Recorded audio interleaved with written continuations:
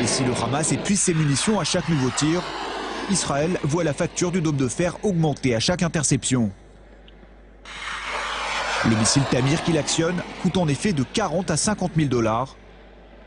Mais Israël peut compter sur l'appui financier des États-Unis, qui ont déjà déboursé près de 900 millions de dollars pour permettre à son allié de développer ce système.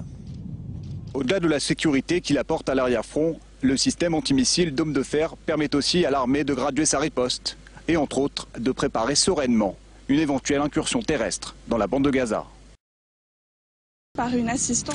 Voilà, ce système d'interception antimissile Dôme de fer que vous venez de voir dans le point de notre envoyé spécial, eh bien, vous le savez, c'est le héros de cette opération. Il veille sur les Israéliens. Taux de réussite 90%. C'est un système qui coûte cher et qui est financé par les États-Unis. Les États-Unis qui ont décidé ce matin d'approuver une hausse de moitié de l'aide financière américaine au Dôme de fer. On fait le point en images. Le système de défense antimissile Dôme de fer, qui était encore inconnu en 2010, a commencé à être déployé sur Beersheva et Ashkelon à la mi-2011. Premier résultat concluant lors de l'opération Pili Défense en 2012, Dôme de fer devient alors pour bon nombre d'Israéliens plus qu'un simple système d'interception. Iron Dome passera-t-il d'un simple emploi tactique à une arme stratégique ?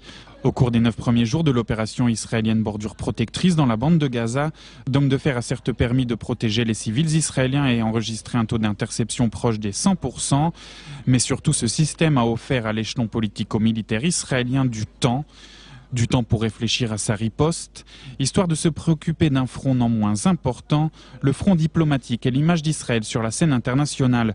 Aujourd'hui, la 9e batterie a été installée, une nouvelle qui coïncide avec cette annonce du Sénat américain. Il vient d'approuver une hausse de moitié de l'aide financière au système Dôme de fer. Une enveloppe de 351 millions de dollars sera donc allouée pour l'année budgétaire 2015, qui commence le 1er octobre, contre 235 millions en 2014. Voilà donc pour ce système Dôme de fer efficace mais pas infaillible. On l'a vu tout à l'heure dans la